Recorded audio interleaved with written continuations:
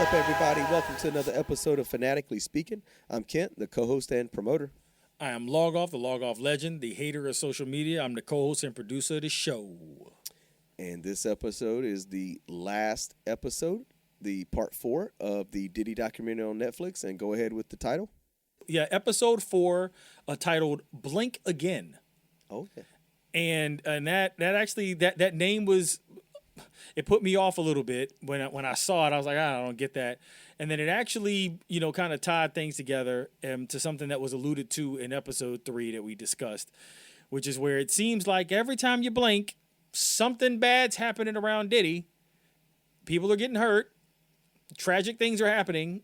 And he's always seeming, to escape out the back door unscathed. So that was just kind of the theme of the episode. And funny enough, I don't know if you noticed this. It was actually the longest episode of the series. Yeah, I noticed they kept getting longer. So, yeah. I did notice that. This episode, it kind of started with he's on the phone currently, or the more current video of him before his arrest.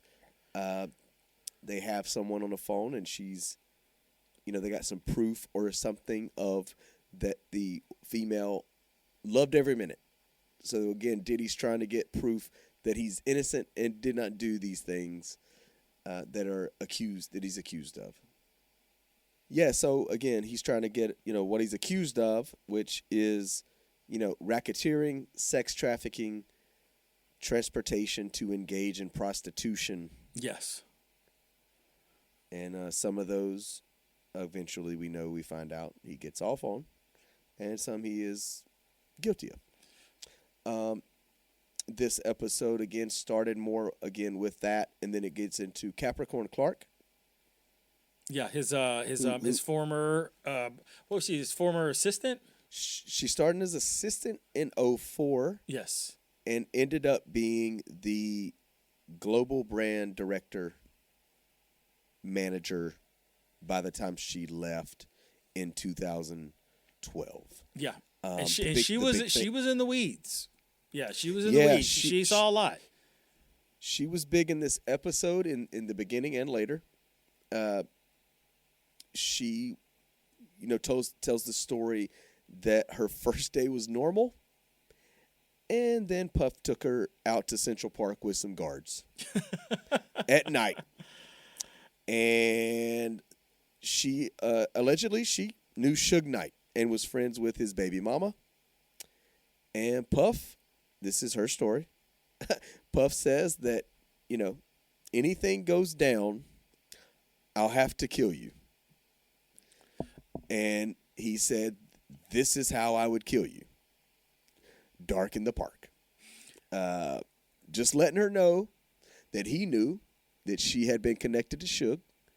And like I said, if stuff goes down, he was giving her just kind of a threat of saying, are you down with me or not? Because if not, and something does go down, this is exactly how I'm going to do it. Yeah, and this is where a tie over from the last episode we recorded. We were just talking about just kind of, the influence of someone with massive amounts of fame and power. And power is subjective because a lot of people just kind of equate power to money. But power is a matter of influence that you have on groups of people to get your way. And clearly at that point, Diddy had some of it. Not to the magnitude he has now. But like you said, in the early 2000s, he still had quite a bit of power. And the interesting thing was, even after that, she still chose to continue to work for him. And it's a very, just dark. Like, for me, it'd just be kind of like, you know what? I don't think this is for me. Another thing I'll say is, I've had a couple jobs in my life where I started, and within the first day or two, it was clear, you know what? This isn't for me. First couple of day or two, it's like, you know what? Yeah, this isn't a place I'm going to work. And it was for far less than someone alleging, hey, if something goes down, I'll end up killing you. And I'm going to tell you how I'm going to kill you. Now go ahead and keep on taking my money and come and work for my record label. It just, That's some Yeah, strange stuff. and funny enough, like I said, she ended up getting promoted, but this at the time she was just going to be the assistant. Now she does talk about that she's she kind of knew how to deal with Puff, and she kind of knew how to deal with people like Puff. So she seemed strong at the time. That didn't phase her. You talk about Puff and his power in early 2000s, but again, dude he's coming off clean off of everything. So that only builds your, mindset that I can do anything, right? And that's compared to a lot of people, a lot of celebrities who, again, they kept bouncing off bad things, and eventually, boom, boom, boom, something bad really does happen, and they get busted. But in this case, he's bouncing off of everything. And so, again, he thinks now, I can do whatever, that God complex. Let me threaten this girl because I know she's connected to Suge Knight, and I'm just going to let her know, like I said, you're either with me and you're going to work for me, this house is going to go down, but it could go down bad. Yeah, I couldn't imagine working for somebody after they threatened to kill me, but at the same time, then I'm like, well, maybe they'll kill me. I don't know. Yeah, well, that's the thing. It's if I say no, do they kill me? No. I mean, it's like it, and he, based on her allegations, it was if something to this magnitude happens, I'll kill you. It wasn't I'll just kill you just to kill you. Something would have had to precede it, and True. it's a very, I don't know. The whole thing was bizarre, and I liked her a lot. Like listening to her speak, it was a really good kind of inside perspective. They had a lot of like behind the scene footage with her, even with like Puff and Cassie, and like you said, strong leader. And there was a quote she said, and I loved it, man. I should have written it down, but it was something to the effect of like he was like a mess, but she was like Puff as a person was a mess, but she understood how to kind of navigate and steer his mess. Like that, she understood that was her job. And it was very empowering to kind of hear someone say something like that. It's like, everybody's not going to be perfect, but I know how to handle this person. This is my job. This is my responsibility. And this is why I kind of keep moving up the ladder. It's got nothing to do with me doing his dirt, but I'm here to make him look better, which is why he kept me around for so long. Yeah, and like you said, we'll get into that where, like you said, it comes back. She comes back. Like you said, she knew she was there with Cassie and stuff. So, yeah, she said, like I said, she knew how to work with the chaos of Puff. Yes. She knew how to deal with them. Again, strong woman, strong leader, and she worked her way up. She earned her time, and we just at this point in the doc, it just said she left. Until she worked there until 2012. But yeah, she understood Puff and could deal with them, and she had the mindset for it. And but she also talks about him being good at mental games, attacking fears, and retaliation. But then that led into, we get introduced to Little Rod. Yeah. My take on this is it's probably going to be a little controversial. So I'm happy to let you go, or if you just want to let me cook, I'm fine. But that out of the entire documentary, that's the one that was probably the most confusing. I'll have to cover a lot of ground to kind of land the plane, but I mean, it's up to you. How you want me to do this? How we want, man. Like I said, they got it a little right. Like I said, he was hired eventually, like I said, to work on the newest album of Diddy, and he kind of gave his story of what transpired with him and Diddy. But yeah, go for it. Okay, so to set the table, so Lil Rod was a producer, relatively up and coming, worked his way into the Bad Boy studio. Puff liked them; they worked together well. And according to Lil Rod, it was, hey, I want you to help me work on this album. And he pretty much moved Lil Rod to Miami with him to work on the album. Long days, long nights. There was he said some examples about how there was some complex sounds that Diddy was trying to get out of some of the music he was trying to make. And, Lil Rod just kind of, he was the only person able to kind of crack the code and be able to get it to work. So Diddy was impressed by that and was like, you know what, dude, yeah, I want you to help me make this album. You understand what I'm trying to do. There's all types of, I think there's, days where I may have been drugged. I was instructed to go to sex clubs and recruit women wearing a bad boy hat. Days where he said that, he would wake up and there'd be women in bed next to him. And then there's days he'd wake up and Diddy would be in bed next to him. And I'll just say, fuck Lil Rod, yo. And this is why. The crux of all of this came down to him. Surprise, he didn't get paid from Puff. Surprise, that's what Puff does. He signs you to these predatory ass contracts. He makes you wait and drags these out to where you don't actually get paid. He played several voicemails from Puff where Puff is just kind of kicking the can down the road. And my problem with this is the entire time that he was there, he didn't have a problem with any of it. He didn't have a problem with the drinking. He didn't have a problem with the drugging. He didn't have a problem with the sex clubs. He didn't have a problem with recruiting the women. He didn't have a problem with any of that stuff when he thought that it was going to financially benefit him. Then all of a sudden, he joins the Cassie lawsuit when she files her charges against Puff, when he realizes, hey, this has been going on forever. The album's done. I still haven't gotten paid. That was the one where, and we've talked about it, the celebrity, the draw, the power, the influence that somebody like of a Diddy has.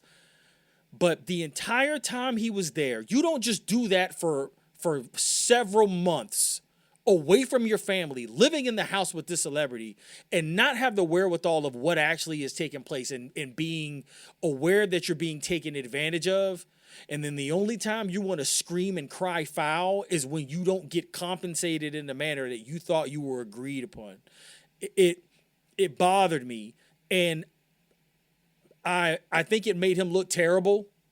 I don't know what his plan is to work in the music industry after this, but it was a terrible showing of that. You putting yourself in that situation as a grown ass man shows me the lack of character that you have as a human being, because you're okay with the suffering when it involves everyone else, but when you think it benefits you, you got no words.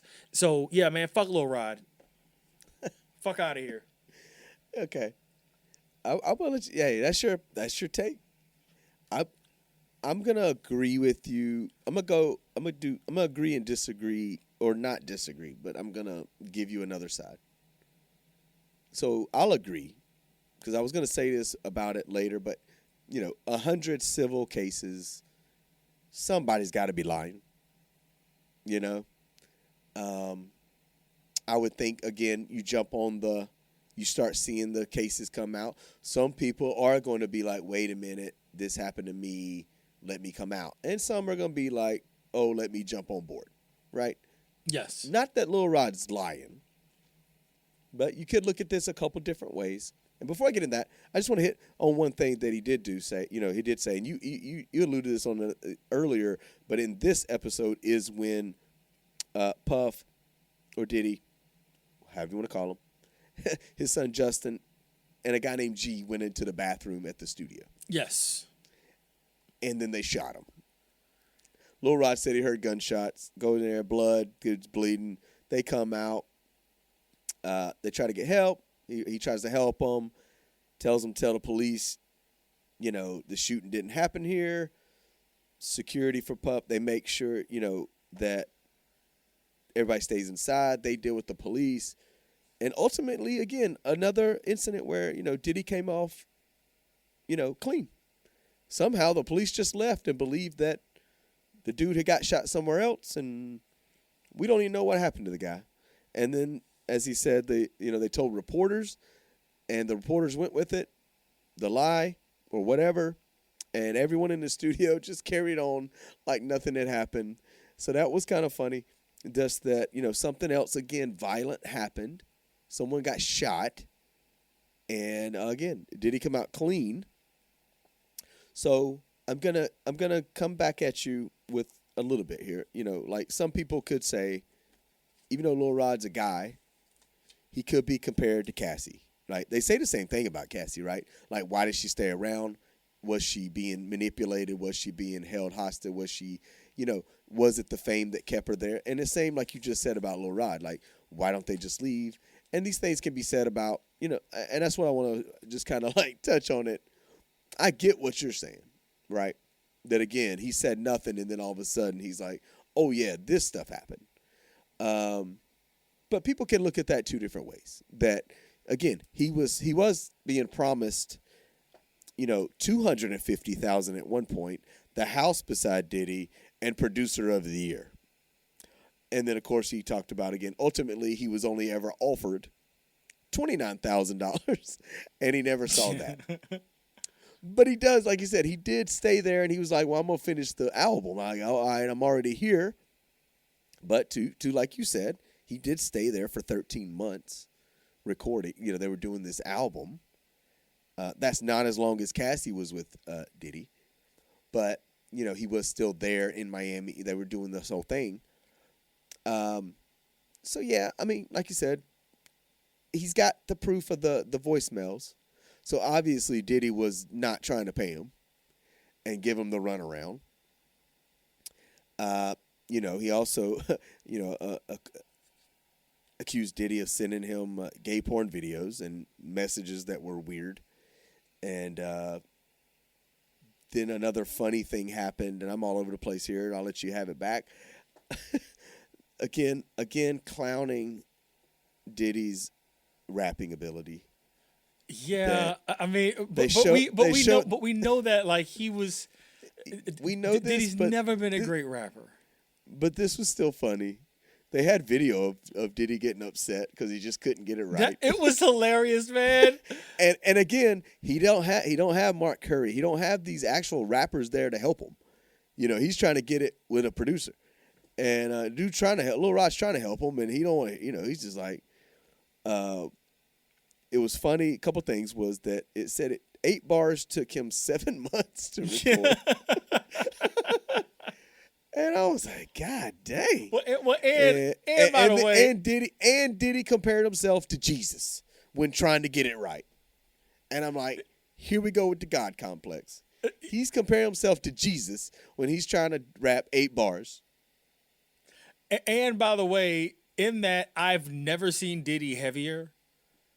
He had titties. Like he was so big. Diddy titties. He had Diddy titties, man. He was fat. and he was just, listen, man, watching him struggle was just one of those things. I mean, he looked exhausted, and I could see it. It was like you said, in the previous episode, just kind of just how beaten down he looked. He looked terrible, man. Like he looked like a defeated man just trying, and he's in this, this mansion, in Miami on the water, trying to record this album, just him and the producer just trying to get this one verse right. That was pretty funny. It did make me laugh. But I don't like how Lil Rod just tried to normalize it, man. How it was just like, hey, this is what we do. This is how we're gonna do things. That shit bothered me, and I'm not gonna let him skate. I can't allow it to happen. You saw all these things happen, and you were okay with all of it when you thought that it was your come up. And then the second you realized you were gonna get screwed the same way, call everybody. I mean, dude, this is the person who didn't even pay for Big's funeral. Yeah, and like I said, I don't want to interrupt you, but like I said, I will agree with you here again. He noticed the hidden cameras and he stayed. Yes. And that's kind of weird. Like I said, there's one thing, the freak offs, and it is kind of weird. Like, Puff is not your normal father figure, by the way. The relationship with him and Justin also struck me. Not only are they shooting people, beating up people allegedly, they're also involved in freak offs. So okay, so all right, and I was going to try to save this until a little later in the episode, but we're here. Roll with it. Yeah. All right. I'm gonna make a comparison to Diddy and a Oscar-winning acting performance, one that is one of the best ever. I'm gonna compare him to Alonzo, Denzel Washington's character in Training Day. Okay. Okay. I think that Diddy's position on things and how he's able to control people is he gets everyone wrapped up into his shit. And the premise is, if I go down, we all go down. Oh, y'all gonna try to get me on these drugs? By the way, y'all been taking drugs for months and don't even know it. I've been drugging all of you people. You talked about the gunshot, in the alleged bathroom thing with Lil Rod being there and all that. Justin was there. Diddy's got that on his own son. If it's true, he could say, Justin, I can just go to the cops and say, you were the person that shot that dude in the bathroom that time. You were in there with me.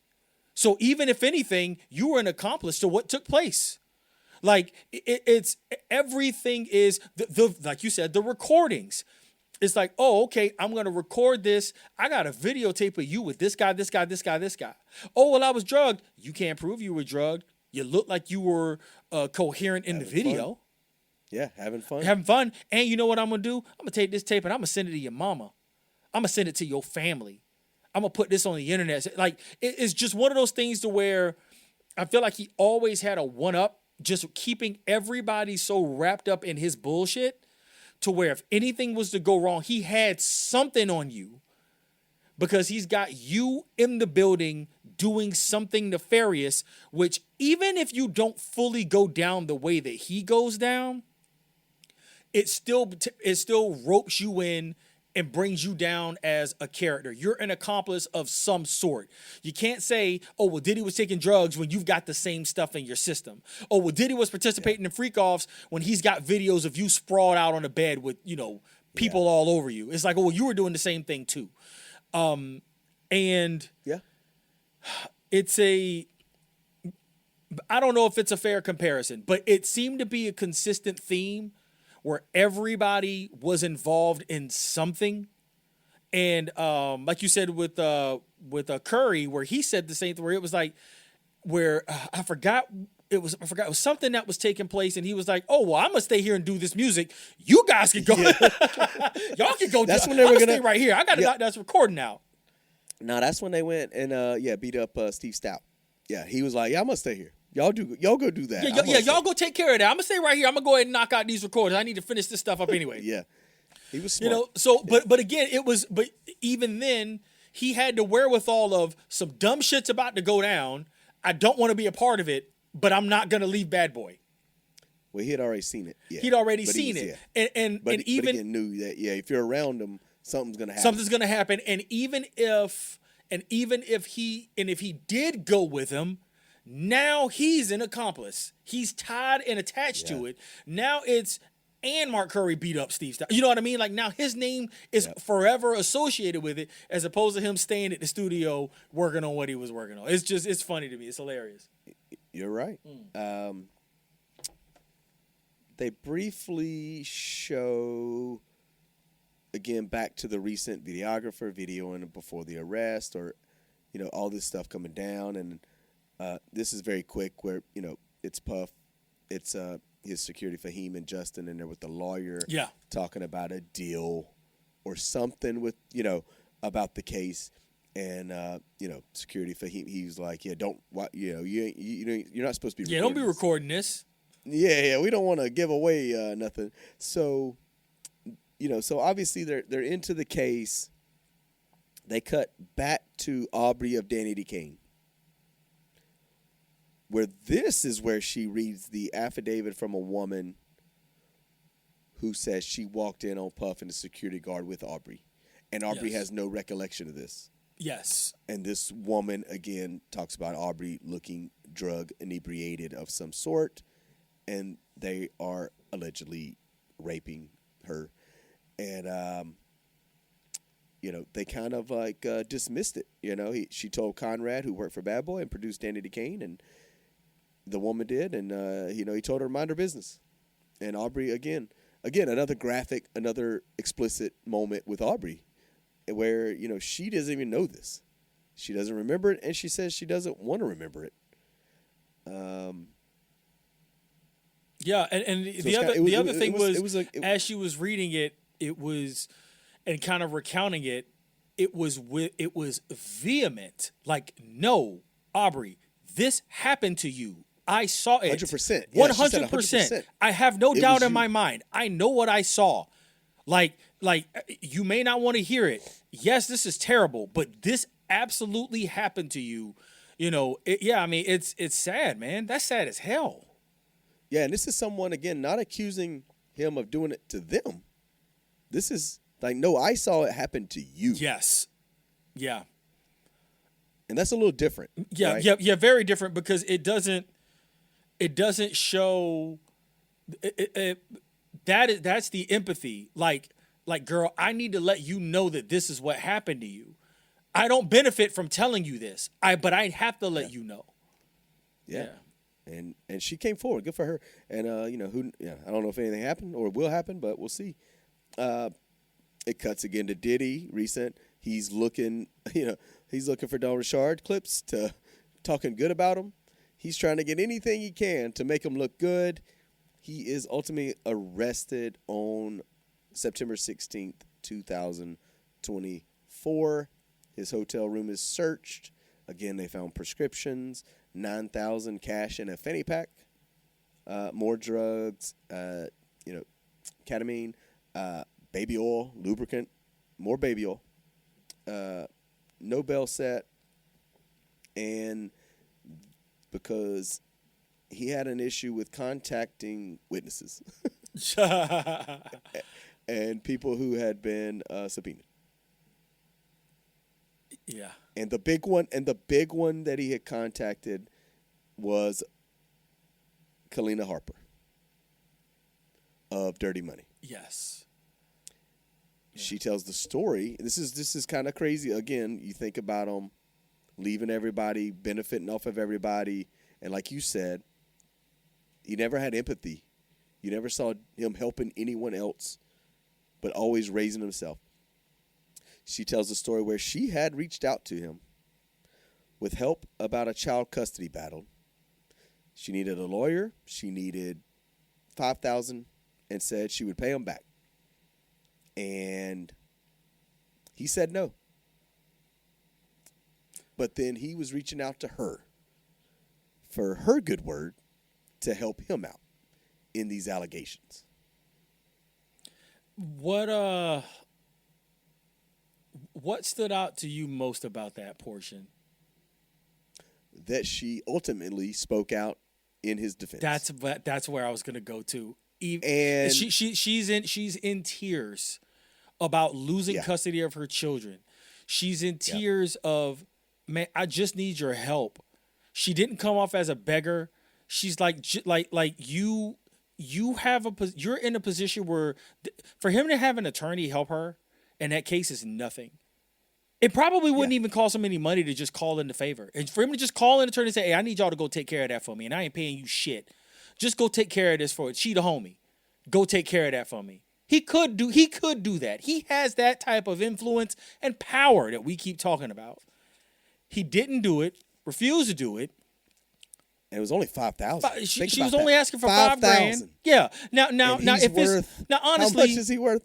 $5,000. But here's the thing, and this is where I'm one of these people. I would prefer, if you need something from me, I would prefer you to ask me for the thing as opposed to the money for the thing.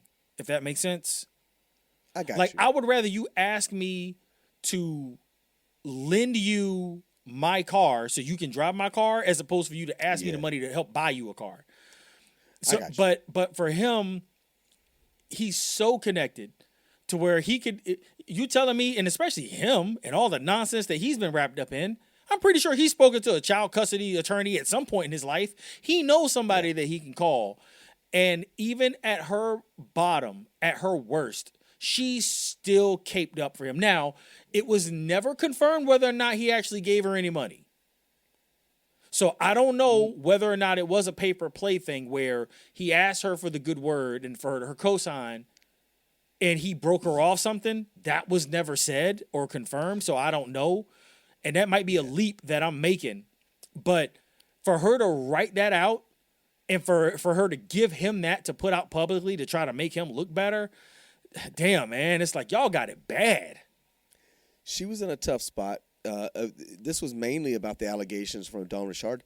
Yes, but within the group of Dirty Money, yeah. With Dirty Money. To her, I mean, to her, she was being about as honest as she could.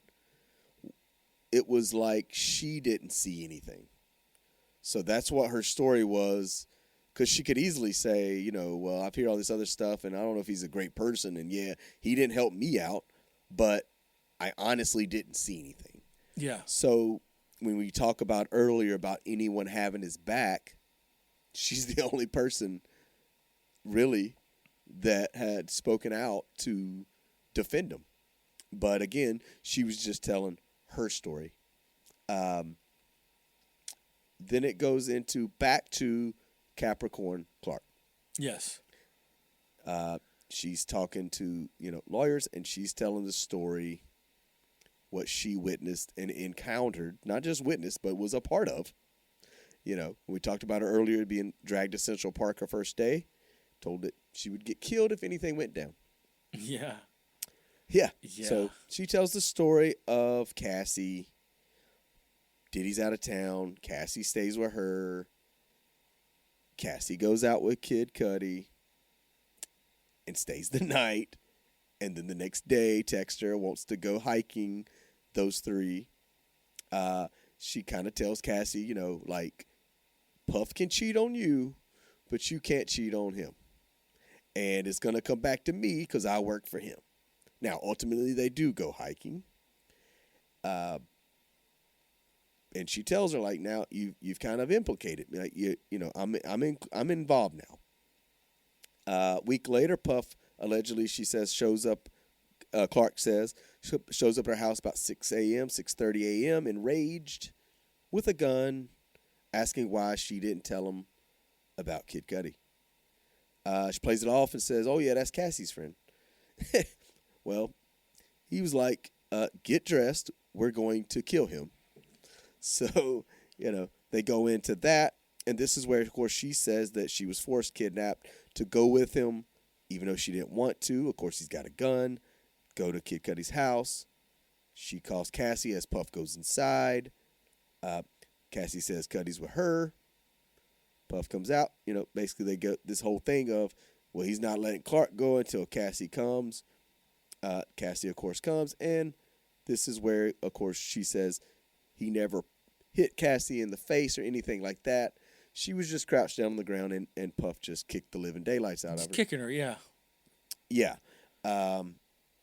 Tells Cudi, don't tell the police or he's killing all of them. So that happened, and then, of course, that was why Clark got fired or left in 2012. She claims she didn't come forward because she was protecting the culture.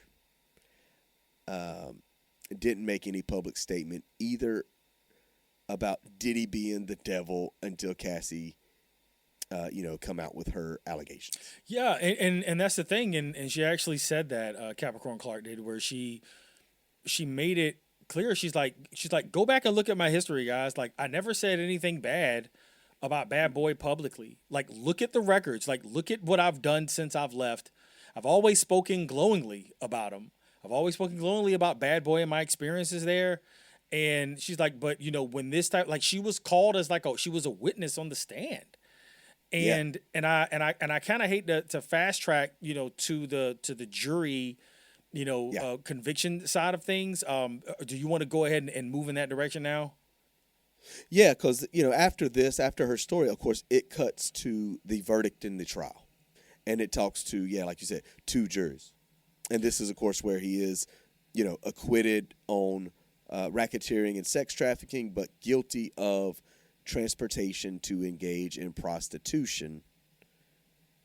Yeah. He had eight lawyers, so he had his own dream team. Johnny Cochran, R.I.P., was not here to help him this time. Yeah. So his PR, then they talk about the PR team doing work with, like you said, the jury. They were not sequestered, so they got to go home every day. So, they talk about it going to social media and things like that. I mean, it was kind of interesting. I mean, it's a different world, and it was kind of weird, about the jury. Like, do you sequester them? Do you not?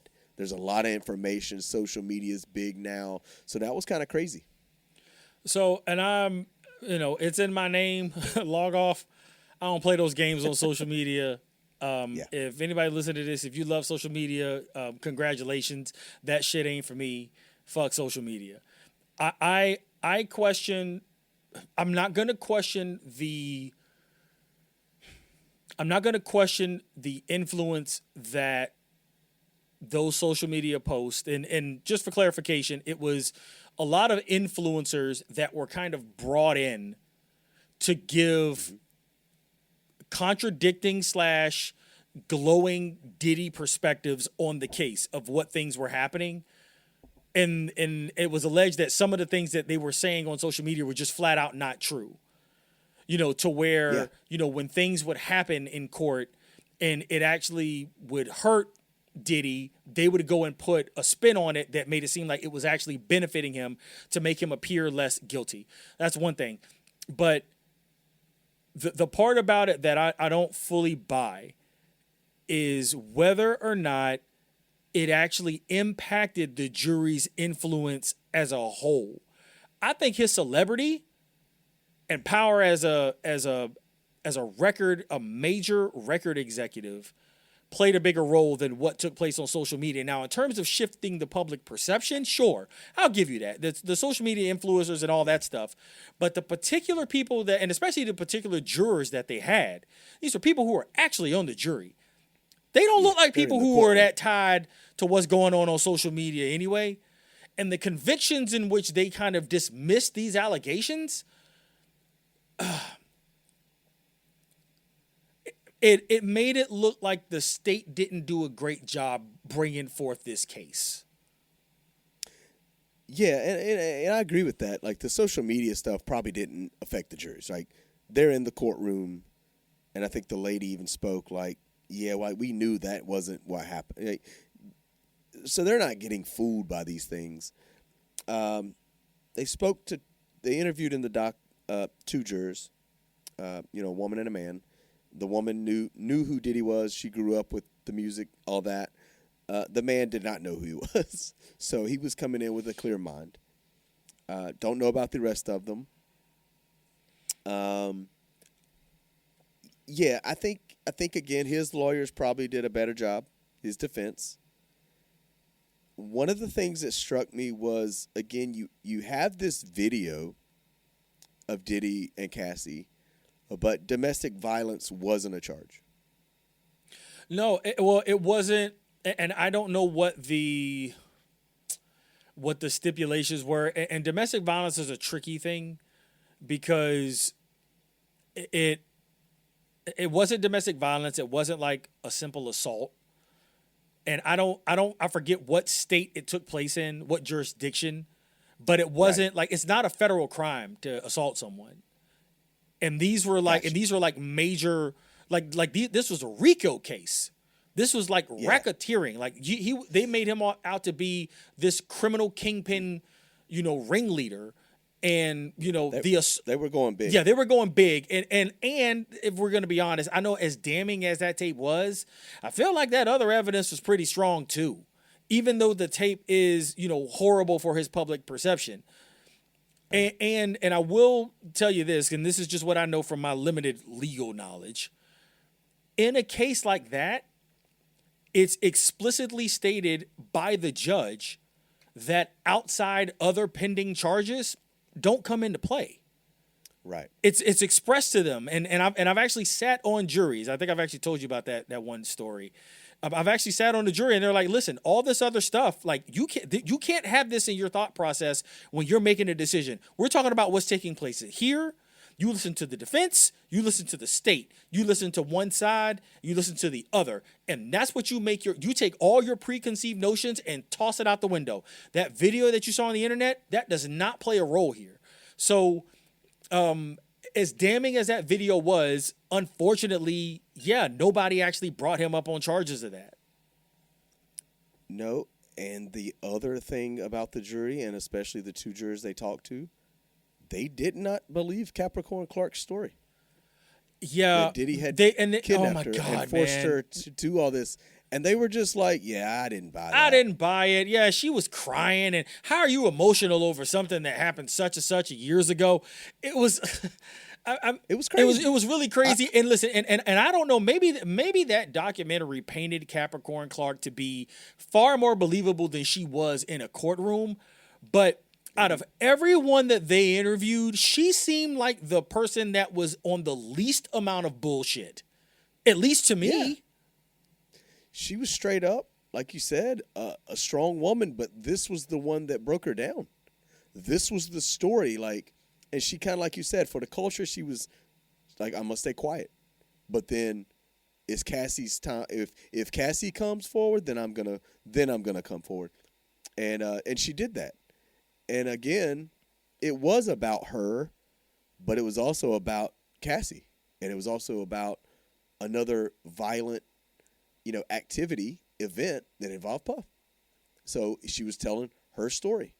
And, both of them were just, like you said, adamant that they just didn't believe her.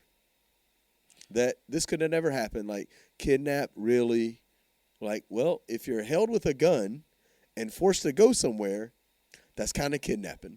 Yeah, but also it also goes back to the tropes that were repeated by both of the jurors that were interviewed. The tropes were kind of the same with both Cassie and Capricorn Clark, where it's, oh, all these horrible things happen to you over and over again for years, and you still stuck it out, and now that it's over, you want to bring it to light. That was kind of what was that's the correlation that both of the jurors seem to make, where it's like, are you really a credible witness here, or are you just trying to go after the rich, powerful black man? It was unsettling.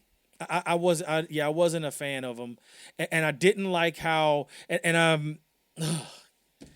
damn it, Kent, damn.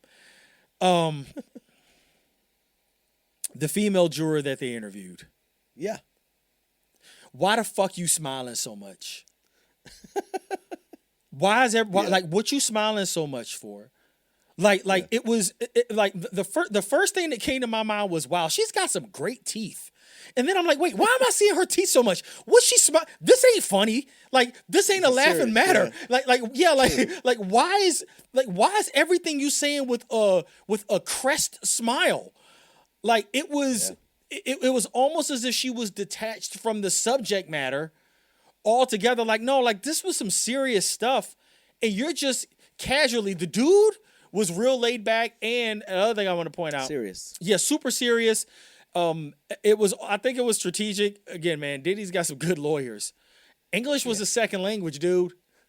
Yeah. English was a second language. For the female juror, not so much. She understood what was going on, and she also admitted that was her era. Oh, yes. Like I said, she knew. He had no idea. Yeah, he had no idea. He doesn't listen to hip-hop. He's not Bad Boy for Life. No, he is not. No. He is not, can't stop, won't stop, take that. No. But for her, it threw me off. I'm like, come on, girl. Like you do know this is on video, right? Like, what are you smiling so much for? Like, this ain't funny. Like, even though he got off, and even if you're not going to take this serious, read the room. Yeah, she definitely was really happy about being on the documentary. Very, very happy. Yeah. Yeah, and that brings me, brings us to the next. They come back with Kirk Burrows, who was Diddy's right hand man at Bad Boy, and of course, ultimately he quit over the,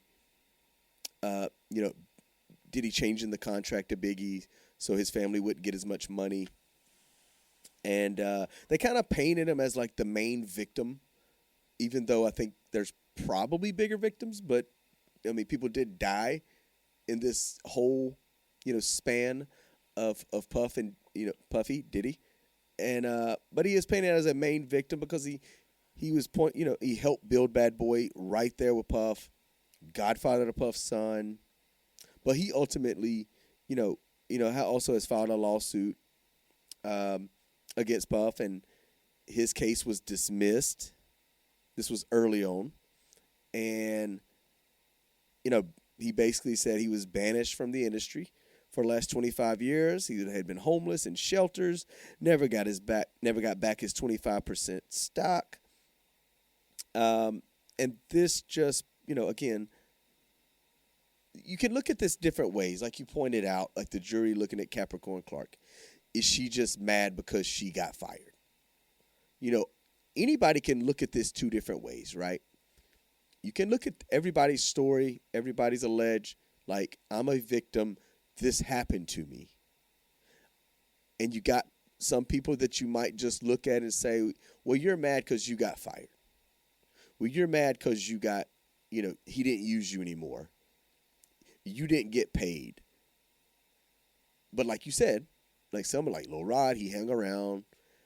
Cassie, again, you talk about the trial.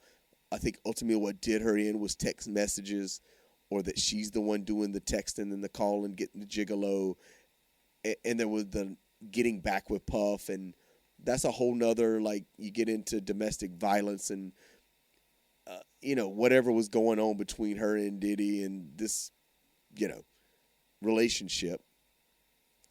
But then you've got the people, like I said, though, it's like, it's still a pattern. It's still a theme of this was your guy at Bad Boy, right? And you just kicked him to the curb and went on to the next one. Or Biggie died and you just elevate yourself. Danny Decay, Aubrey, you're out. Danny Decane's done. I'm going to Dirty Money. Or Sean, like, yeah, you're going to take the fall. Now we're done. It's on and on and on and on and on. Like, it's just another theme and the pattern of, again, just using people. So, again, the jury can look at it however they want, right? And it's always the case when people come forward after the fact. It's always the question that's asked, why didn't you say something then? Why didn't you say, why did it take you so long? And there's a lot of different reasons, and every situation I think is different. And like you said, for some people, it's, this is fame, this is fortune, this is, like, I work for Diddy, I work for Bad Boy, I can handle it. And then, or, yeah, I'm getting this deal, or I'm, it's kind of, and again, that's where you talk about maybe there was mental manipulation, maybe there is some sort of control that he had on people, or the threat of violence, or the threat of anything. So it's just the theme, using others, gaining power, money, popularity, and then again going on to the next one. And then they also spoke about Cassie and others during this documentary, during the trial, who was spoken out against them. Will there be retribution from Puff one day? Yeah, and I mean, and this is where classic. Does this documentary ruffle so many feathers that there's more people looking into, and this is kind of a great recap on the documentary as a whole, because if you go back to everything, we've already talked about all the instances of violence. We talked about the charity basketball game. We talk about, the Tupac shootings, multiple Tupac shootings. We talked about the Biggie shootings. We talked about, the other gentleman in the alleged recording studio shooting, the Kid Cudi stuff. And by the way, one thing, did they mention the whole Kid Cudi's car getting blown up thing? No, they didn't even mention that, right? Another glaring omission in all this. Where is the plaid vested, umbrella twirling Farnsworth Bentley? He was in like a picture. He was in one photo. he disappeared off the face of the earth. Like, yeah. So my big picture question is there going to be more things that kind of resurface and dig up, some skeletons that maybe he doesn't want revealed? And I love to make comparisons, kind of do some comparison shopping. I remember do you remember what was the genesis of what took down Bill Cosby? I'm not sure. Okay. The genesis, and this is my wheelhouse. It was a comedian. It was Hannibal Buress. Oh yeah. And Hannibal Buress said some things about Bill Cosby, and he didn't even say anything about any allegations about Bill Cosby. And the crowd was kind of giving him some shit. Oh man, what are you talking about? You can't say that about Bill Cosby. And Hannibal Buress's response in a comedic set on stage on a recording with a microphone, why are y'all defending him? That dude's a rapist. Yeah. Look it up. Bill Cosby's he just said it. And then that went viral. Hannibal Buress calls Bill Cosby a rapist. And then he looks at it, and then people start to dig into it and goes, holy shit. Did y'all see all these allegations that Bill Cosby has of drugging and raping women? I feel like this documentary could have that kind of legs, man, to where it's going to just touch on so many things that people are going to start coming out of the woodwork.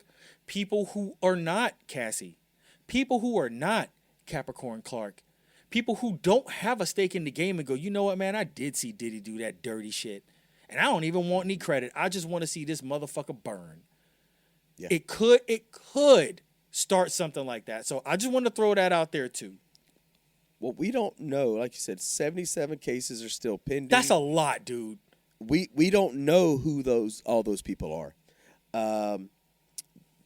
I got another takeaway from all this, and it's not my final takeaway, but it is a takeaway.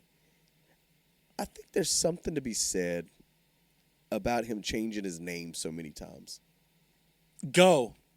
Oh, cook on that. Yeah, I'm curious. Yeah, what you got? So that kind of struck me, right? It's like, again, you talk about these events that happened. He didn't so much recreate himself. Again, he just kept getting larger and larger. But it's almost, it's like, again, he is Sean Combs. He was Puff Daddy or Puff. Then he was Puffy, P. Diddy, Diddy. And it was kind of like phases in his life. He kept on, you know what I mean? Does that make sense? I don't know if I'm really cooking here, but I took it as like the phases in his life, in his career, it changed with the name. Almost like he was trying to shed his former self and leave that behind him. But yet he stayed consistent, though. Okay. Does that make sense? I got you. It does make sense. And so by the way, like if you think about it, I was trying to think of instances of someone of his magnitude. I mean, he changed his name a lot. I just wrote him off. I mean, but I'm trying to think of someone at his level who, like 50 Cent. I know it, Curtis Jackson, Jay-Z, Sean Carter, Hove, but they never changed their name. That's okay. Hold on. Snoop did. Snoop changed his name. Snoop Lion. Yeah, but he didn't keep it. Yeah, and we just always called him. Yeah, we always called him Snoop anyway. Okay. Um, All right. No, that's a yeah, good I point. mean, I mean, it makes sense. And he would always, he never referred to himself as his past self. He like when he changed his name to no, P Diddy, he never went back to Puff or Puffy or Puff Daddy. yeah, not really. Um, I'm gonna make a little joke here. Yeah, the best name change was Old Dirty Bastard, Big Baby Jesus. That is the one that makes me laugh the most. Yeah, you're right. I mean, I think everybody like us in this doc. I mean, I go back and forth. I'd say Diddy, but at the time he was Puffy, so I would just be like, I'm just saying like Puffy, Diddy, Daddy, whatever you want to call him. We know who he is, right? But you're right. I don't think he ever went back. It was kind of like, yeah, I'm P Diddy, and then it's like, no, I'm just Diddy. It's kind of funny. It's kind of weird. And you're right. I just think, like you said, he was trying to shed something. But at the same time, again, as we talk about, the things just kept happening that were the same. Violence, bad things, someone's hurt, someone's killed. Something happened, and he come out clean.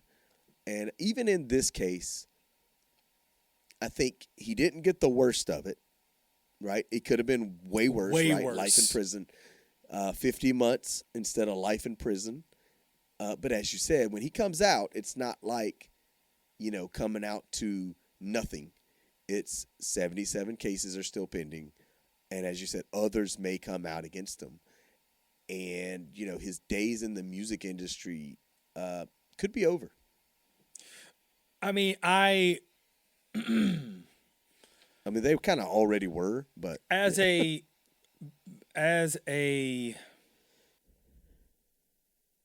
there's a couple of things that can end your career in this day and age. And one of them is when you're exposed as a lame, when we thought that you were cool. I think this documentary kind of did a lot of that, where it kind of exposed him as kind of a cornball. for sure. And, the allegations that are surrounding him are as dark as they are and as consistent as they are. Ultimately, I think the thing that would ruin him would be one more allegation. I think it's going to be like an OJ situation where something's going to happen and it's like, "Ooh, got you slipping." Yeah. Got him. Let's go ahead and Right. get him up out of here. And Yeah. then now everything that's in that documentary and his public perception is so dark because this Diddy case is huge. It's not quite OJ level, but it's well known. It's pop culture. And now I think if one small thing, dude, what OJ ended up going to prison for was benign. In comparison to a lot of things I see every day in real life and on the news. Yeah, I mean, again, if you like, we talk about the OJ documentary, another great documentary, the best, as we've talked about. Yeah, I mean, that was kind of, that was kind of a setup. It was flimsy. But here's the thing. It was a get back. So Diddy should take some notes from OJ. Again, one, he's gonna have to deal with these 77 cases. OJ just couldn't lay low. He just couldn't just not be involved in something. Diddy's gonna have to go live on an island or something. Here's the thing. You know what? I'm so glad you said that, Kent. He ain't gonna do that shit. Did you see the documentary? Did you watch all 4 episodes? I know he's not, can't, and I there's tried no not way in to, the world, man. This is consistently him and who he is. He had even when he's in a mansion on South Beach, he can't be quiet. He still has to be the life of the party. He was smart enough not to go to clubs himself to try to recruit women. He sent somebody else to do it, but ultimately, all of them came back to the mansion. Like he's not going to be able to turn that part off, man. Like, this is who he is as a creature. And yeah, I think ultimately that's going to be his demise. I think that's what's going to catch him slipping. He, I think they mentioned it. I can't remember who mentioned it, but it's like he's, again, we talk about he hasn't had a hit in a while. He was grabbing for straws with this newest album that he did with Lil Rod. There's something to be said about, again, no one having his back. He looks like a broken man. He's also, what is he, in his 50s? Yes. Right? And he was still he's trying to be a 20-some-year-old with the women, the drinking, the drugs, the partying. And it's kind of like, dude, like, you're in your 50s. Like, it ain't going to be the same. Like, you're not going to be able to go back and do that now. He's hanging out with his sons. Like, you're getting turned up with your sons, and I know a lot of really close father-son relationships. Like, yeah, damn, look. Like, and they still look up and idolize him. And one more thing, and I wrote this down. I am not gonna get past this. Yes, I didn't like how he was saying, "Well, God told me not to do nothing, but He didn't say that y'all couldn't do it." Talking to his sons. I'm not going to do anything. I'm going to sit back here. I'm not going to do anything. Because that's what God told me to do. Yeah. But y'all get on out there and get to work. Yeah. What the fuck, man? What are we doing? Yeah. Again, my last thing. Yeah. Yeah, like I said, the father figure, he is way different. I consider myself a fun dad, but I'm also a dad. I'm also a father. You got to, there's a line to be drawn. This is obviously way out there from any normalcy of anybody. The last thing I'm gonna say, and it's not really about Diddy, but this comes up, and I think about this. In this world, we look at obviously celebrities. We put them on this pedestal. We do it with athletes. I talked about this earlier. Athletes, actors, actresses, anybody. Obviously, singers, musicians. If you don't take anything else away from this, just know, God, everybody listening, and especially if you're young, your idols will let you down. Every single time. Every single time. They're all flawed human beings at the end of the day. And the internet has shattered the perspective that celebrities are better than us. They are not. Yeah, no. It is. Hopefully, that's becoming more, apparent. There, like you said, there's smoke, there's fire. There's a lot of stuff in here alleged in the doc. There's a lot of stuff, though. There's literal proof of you can take it for what it is and then grow with it, your mind. But yeah, idols, humans, these people, they're just people. And again, we get, as you get older, you do start to feel different about, celebrity and, athletes and anything who's up there, celebrities, whatever category. But yeah, they will let you down because they're human. Yeah. Nobody's perfect. And even though Diddy, has a God complex and compared himself to Jesus Christ, the greatest human. So, yeah, even though that's the case, they're going to let you down. Don't put too much stock in them because, again, everyone is imperfect. I couldn't have said it better myself. And, I don't want to meet any of my heroes. I just don't. I'll continue to love them from afar. Yeah, they will let you down, and you learn that as you grow up, so. You good? Yeah. So I'm good, man. I think that's a nice strong wrap for the 4th episode. Yeah. So that was the 4th episode. We are finished with that and the whole series. Again, this is Fanatically Speaking. I am Kent, the co-host and promoter. I'm Logoff, the Logoff legend, hater of social media, co-host and producer of the show. Follow us everywhere. Facebook, TikTok, Instagram. Tell us what you think. Tell us what you think about our opinions. I know I said some things I probably shouldn't have said, but I believe them. It came from my heart. It came from my soul. And if you disagree, that's fine. Throw it in the comments. I'm not on social media. I'm not going to read it anyway, but it would make for great engagement. Maybe somebody else agrees with you. Maybe someone disagrees. But throw it in the comments, man. I'm curious how other people feel and think about it. I do think the documentary overall was well done. Not my favorite documentary ever, but it put a bow on a lot of things and opened my eyes to some things that I didn't know existed. So if we're gonna do this where we give it a rating, Kent, I'd give this a strong 7.5 out of 10. What do you think? Yeah, I was gonna say 7. Okay. So yeah. All right. I'll give it a 7.5. That half is more for nostalgia and people in faces that I wasn't expecting to hear great stories and things from. That gives it an extra half. But yeah, I'll say 7.5. You say 7. I think that's strong.